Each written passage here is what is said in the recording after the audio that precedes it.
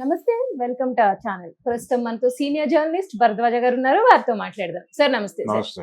Sir party ఫిరాయించిన BRS ఎమ్మెల్యేలకు assembly కార్యదర్శి నోటీసులు ఇచ్చారు కదా సార్, అసలు ఈ ఇష్యూని ఎలా చూడాలి సార్? అంటే అధికారంలో ఉన్న పార్టీలోకి అధికారం కోల్పోయిన పార్టీ తాలూకా ప్రజాప్రతినిధులు ట్రావెల్ అవ్వటం అనేది ఒక సహజ పరిణామంగా నడుస్తోంది. అయితే పార్టీ ఫిరాయింపుల నిరోధక చట్టం అని చెప్పి ఒక చట్టం చేసుకున్నాం మనం. Okay sir. అంటే ఇది ప్రారంభంలో లేదు. నిజానికి గతంలో పార్టీ ఫిరాయింపులు అనేవి చాలా ఈజీగా నల్లేరు మీద బండి నడకలాగా జరిగిపోయాయి. అంటే తమ పార్టీ అధికారంలోకి రానప్పుడు తాను ఎమ్మెల్యేగా ప్రాతినిధ్యం వహిస్తున్నటువంటి నియోజకవర్గ ప్రజల కోరికలు తీర్చడం కోసం తాము పార్టీ మారుతున్నట్టుగా వీళ్ళు ప్రకటించేవాళ్ళు. అంటే ప్రతిపక్షంలో ఉండి ప్రభుత్వాన్ని అడిగితే పనులు జరగవు కాబట్టి ప్రజలకు తామిచ్చిన హామీలు నెరవేర్చడం కోసం అధికార పార్టీలో చేరుతున్నామని ఒక పేపర్ ప్రకటన ఇచ్చి వెళ్ళిపోయి చేరిపోయేవాళ్ళు. ఇది ప్రొసీజర్గా జరుగుతున్నటువంటి సందర్భంలో దీని మీద దేశవ్యాప్తంగా విపరీతమైన నిరసన మొదలైంది. చాలా సందర్భాల్లో ఎమ్మెల్యేలను ఆపరేషన్ ఆకర్షణ అనే పేరుతో ఎమ్మెల్యేలని ఆకట్టుకుని వాళ్ళని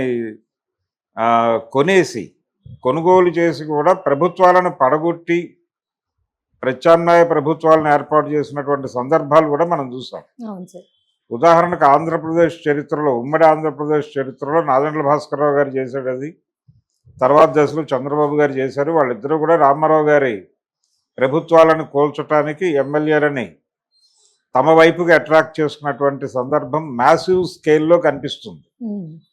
ఇలాగే జరిగేవి. వీటిని నిరోధించడానికి ఈ పార్టీ ఫిరాయింపుల నిరోధక చట్టం అనే దాన్ని తీసుకొచ్చారు. తీసుకొచ్చినప్పటికీ జనరల్గా శతకోటి దరిద్రాలకు అనంతకోటి ఉపాయాలు ఉంటాయన్నట్టుగా వీళ్ళు పార్టీ మారిన తర్వాత కూడా అదొక ప్రొసీజరల్ ప్రోగ్రామ్గా మార్చేస్తున్నారు. అంటే ఏ రకమైనటువంటి వీళ్ళు అసోసియేట్ మెంబర్స్గా కొనసాగుతున్నారని చెప్తారు వాళ్ళు. వీళ్ళేమో పార్టీ మారిపోతారు, ఆ పార్టీతో మేము లేవని ప్రకటిస్తారు. ప్రకటించిన తర్వాత వీళ్ళని టెక్నికల్గానేమో అసోసియేట్ మెంబర్స్గా పెడతారు. పెట్టేసి మేము వాళ్ళని పార్టీలో చేర్చుకోలేదు కదా అని చెప్తారు, కానీ కండువాలు కప్పేస్తారు. కండువాలు కప్పుతారు. అంటే మనకి భారతదేశంలో ఈ పార్టీ మెంబర్షిప్ అనేది ఒక మిథ్యగా మారింది. చాలా ఇప్పుడు చిరంజీవి గారి విషయంలో కూడా అదే గొడవ. ఆయన కాంగ్రెస్ పార్టీలో ఉండేవాడు, కాంగ్రెస్ పార్టీలో కేంద్ర మంత్రిగా ఉన్నాడు, రాజ్యసభ సభ్యుడిగా ఉన్నాడు. ఆ తర్వాత 2014 ఎన్నికల్లో ఆయన ప్రధానమైనటువంటి క్యాంపెయినర్గా ఉన్నాడు కాంగ్రెస్ పార్టీకి 2 తెలుగు రాష్ట్రాల్లో. ఆయన సడన్గా నేను రాజకీయాలు మానేసి సినిమాల్లోకి వెళ్ళిపోతున్నాను అని ఒక రోజు మాట్లాడి వెళ్ళిపోయాడు. ఆయన కాంగ్రెస్ పార్టీకి రిజైన్ చేస్తున్నట్టుగా ఎక్కడా లెటర్ లేదు. అది టెక్నికల్గా మనం అంటే ఇది వాంటెడ్గానే డెవలప్ చేశారు వాళ్ళు. అంటే వెళ్ళిపోయే వాళ్ళు రెసిగ్నేషన్ చేయరు, అలాగే వచ్చేవాళ్ళు సభ్యత్వం నమోదు అవుతుందో లేదో దాని మీద ప్రాపర్ ఇది ఉండదు. జస్ట్ కాంగ్రెస్తో ట్రావెల్ అవుతున్నారు, లేకపోతే బీఆర్ఎస్తో ట్రావెల్ అవుతున్నారు, లేదా టీడీపీతో ట్రావెల్ అవుతున్నారు అనేది ఎస్టాబ్లిష్ అవుతుంది. అయితే వీళ్ళని కోల్పోయినటువంటి పార్టీలు ఉంటాయి కదా, ఇప్పుడు బీఆర్ఎస్ ఎమ్మెల్యేలు 10 మంది ఇటువైపు వచ్చేసారు కాంగ్రెస్ పార్టీ.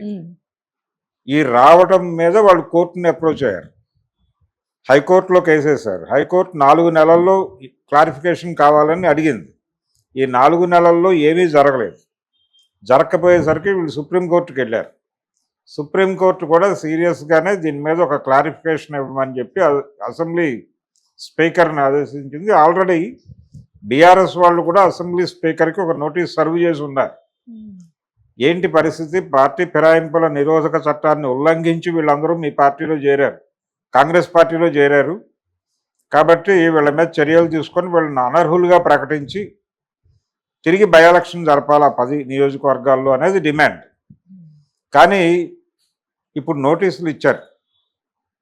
ఏమనిచ్చారు? అసెంబ్లీ కార్యదర్శి ఇచ్చిన నోటీసులో ఏముందంటే, మీరు రాతపూర్వకమైనటువంటి వివరణ ఇవ్వండి అని అడిగారు వాళ్ళు. కోర్టుగా ఈ వివరణలు పంపిస్తారు. ఆ వివరణల్లో వాళ్ళు చాలా స్పష్టంగా మేము టెక్నికల్గా మెంబర్షిప్ తీసుకోలేదు, అసోసియేట్ మెంబర్స్గా కొనసాగుతున్నామని చెప్తారు. అంటే రాజకీయంగా మేము ఏ పార్టీ నుంచి గెలిచామో ఆ పార్టీ మీద మాకున్నటువంటి అభిప్రాయాలు మారినాయి ఒకటి. రెండోది పాత పాటే.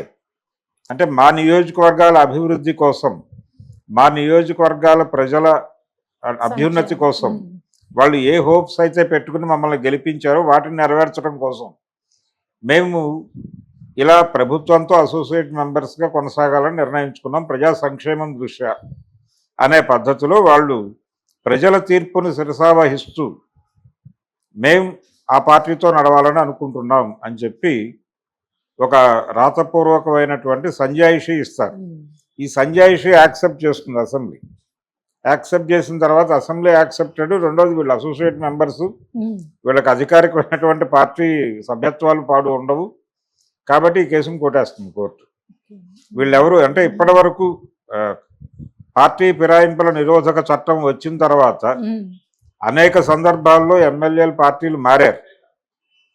మారినప్పటికీ ఏ రోజున కూడా ఎవరి మీద అనర్హత వేటు వేసి బై ఎలక్షన్స్కి వెళ్ళిన చరిత్ర లేదు మనకి.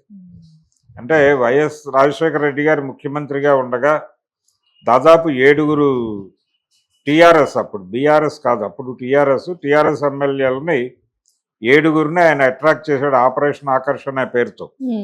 టీడీపీ నుంచి చాలామంది ఎమ్మెల్యేలను అట్రాక్ట్ చేశాడు. వాళ్ళందరికీ రకరకాల చోట్ల ఫెసిలిటేట్ చేశాడు. ఇప్పుడు బీఆర్ఎస్ గొడవ ఏంటి? కడియం శ్రీహరిని అనర్హుడిగా ప్రకటించాలి, దానం నాగేందర్ని అనర్హుడిగా ప్రకటించాలి. ఇలా వాళ్ళ దగ్గర ఒక కీలకమైన జాబితా ఉంది. అంటే గతంలో బీఆర్ఎస్లో క్రియాశీలకంగా వ్యవహరించిన చాలామంది నాయకులు వెళ్ళిపోయి టక్మని అక్కడ చేరిపోయారు కాంగ్రెస్ పార్టీ. ఇది పార్టీ క్రెడిబిలిటీకి కూడా ఇబ్బంది అనేది. ఈ ఫైట్ ఆ రోజు నుంచి చేస్తోంది టీఆర్ఎస్. ఆ రోజున వైఎస్ రాజశేఖర రెడ్డి గారు 7 ఎమ్మెల్యేలను తీసుకున్నాడు. దాని మీద రోజువారీ చర్చలు జరిగేవి. అంటే వీక్లీ ఒకసారి ఆ కమిటీ సమావేశం అయ్యేది. వీళ్ళు వెళ్ళేవాళ్ళు, కొంతమంది వెళ్ళేవాళ్ళు, కొంతమంది వెళ్ళేవాళ్ళు కాదు. అసెంబ్లీ కాల పరిమితి పూర్తయ్యే వరకు ఈ కేసు నడుస్తుంది. అదే జరిగింది అప్పుడు కూడా. తర్వాత బీఆర్ఎస్ అధికారంలో ఉన్నటువంటి 10 ఏళ్లలో కూడా కాంగ్రెస్ పార్టీ నుంచి చాలామంది వెళ్ళి చేరారు. అందులో చేరినప్పుడు కాంగ్రెస్ పార్టీ కూడా ఇదే మాట్లాడింది. అప్పుడు కోర్టు కేసులు అయినాయి. అసెంబ్లీ కాల పరిమితి తీరే వరకు, అంటే 5 ఏళ్ళు కంప్లీట్ అయ్యే వరకు ఇవి డ్రాగ్ అవుతూ ఉంటాయి. ఇప్పుడు కూడా అదే జరుగుతుంది. వీళ్ళు 10 మంది మీద ఇప్పుడు వాళ్ళు నోటీసులు సర్వ్ చేశారు, వీళ్ళు సమాధానాలు ఇస్తారు. ఈ సమాధానాల మీద డిస్కషన్స్ జరుగుతాయి. ఈ డిస్కషన్స్లో కౌంటర్ అవతల అభిప్రాయాలు స్వీకరిస్తారు. ఇదంతా కూడా ఈ 5 ఏళ్ళు పూర్తవుతుంది. పూర్తయి ఎలక్షన్కి వెళ్ళిపోతారు. నిర్ణయాలు ఏమి ఉండవు. ఎలక్షన్ టైంకి, ఎలక్షన్లో పబ్లిక్ మూడ్ ఎలా ఉంటే అటువైపుకి డైవర్ట్ అయిపోతారు అందరూ. గెలిచిన తర్వాత మళ్ళీ కథ మామూలే, ఆట మొదలవుతుంది మళ్ళీ.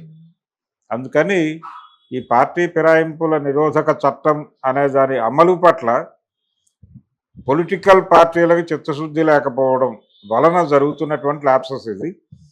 దానిలో ఉన్నటువంటి లొసుగులను అడ్డం పెట్టుకుని